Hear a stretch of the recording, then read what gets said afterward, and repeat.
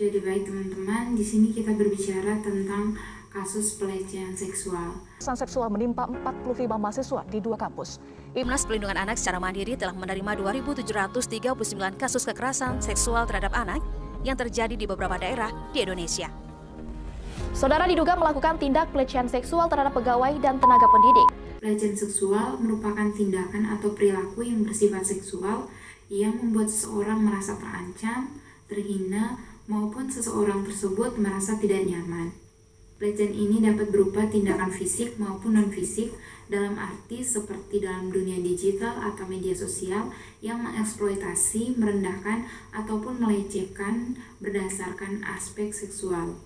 Untuk korban dari kasus pelecehan seksual ini bukan saja terjadi pada orang dewasa maupun sesama jenis, tetapi juga terhadap anak-anak yang masih di bawah umur. Sehingga hal ini perlu diperhatikan karena bisa saja terjadi dalam situasi dan kondisi dimanapun kita berada. Kasus seperti ini bukan saja pelanggaran terhadap hak asasi manusia, tetapi juga tindakan melanggar hukum. Kasus kekerasan seksual, kasus kekerasan seksual, pelecehan seksual di kampus.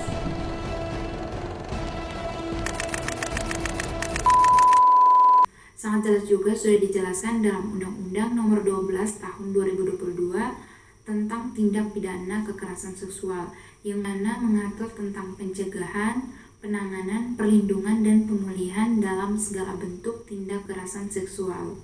Selain itu juga kekerasan seksual bertentangan dengan nilai-nilai ketuhanan dan kemanusiaan. Hal yang mempengaruhi terjadinya pelecehan seksual yaitu adanya penyimpangan perilaku seksual dan juga pengaruh perkembangan teknologi dan media sosial, sehingga timbullah kasus-kasus pelecehan seksual yang masih sering terjadi.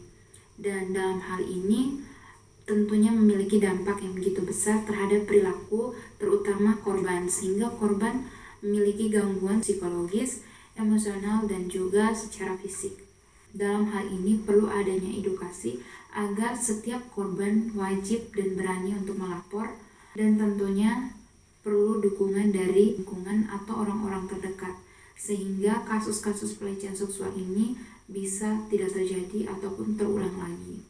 Tentunya bagi pelaku maupun korban, mereka mendapatkan stigma ataupun pendapat dalam masyarakat yang menghilangkan rasa percaya diri, kemudian rasa malu, dan juga rasa bersalah, stres, maupun kurangnya interaksi dalam lingkungan sosial sekitar mereka. Untuk itu kita perlu upaya untuk mengurangi pelecehan seksual, yang dimana dengan adanya edukasi, penegakan hukum, serta dukungan dari lingkungan sekitar.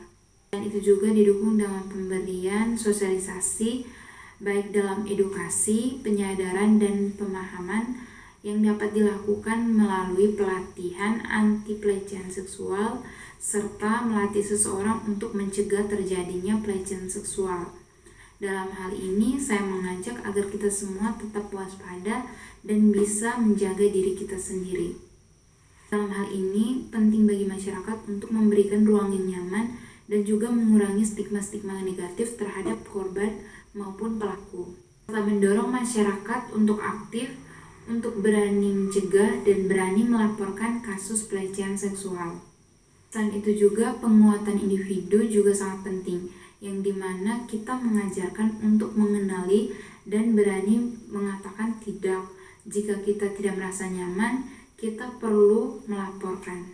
Mari kita promosikan budaya saling menghormati dan kesetaraan gender sebagai penguatan yang penting.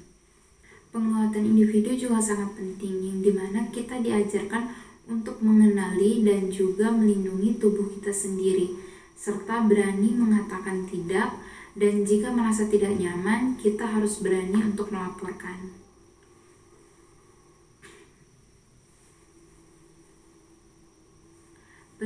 Pencegahan pelecehan seksual ini bukan hanya tanggung jawab individu, tetapi juga tanggung jawab bersama dengan meningkatkan kesadaran, menciptakan lingkungan yang aman, dan sistem pendukung yang kuat.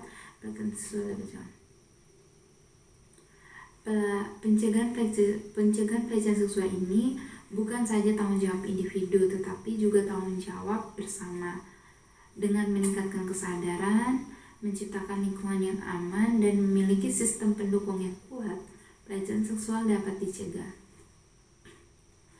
Pencegahan pelecehan seksual. Pencegahan pelecehan seksual bukan saja menjadi tanggung jawab individu, tetapi tanggung jawab bersama, yang dimana dengan peningkatan kesadaran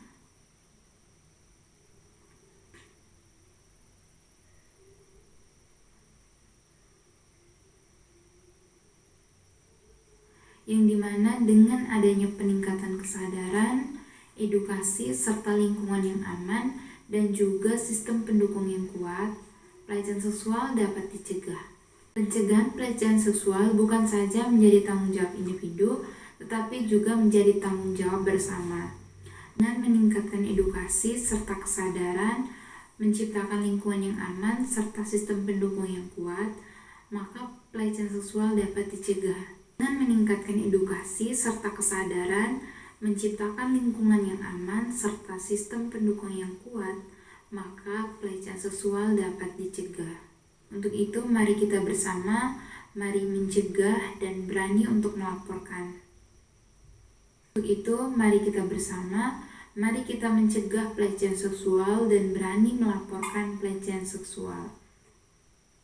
Baik teman-teman semua, sedikit pengetahuan dari saya. Saya akhiri, wassalamualaikum warahmatullahi wabarakatuh.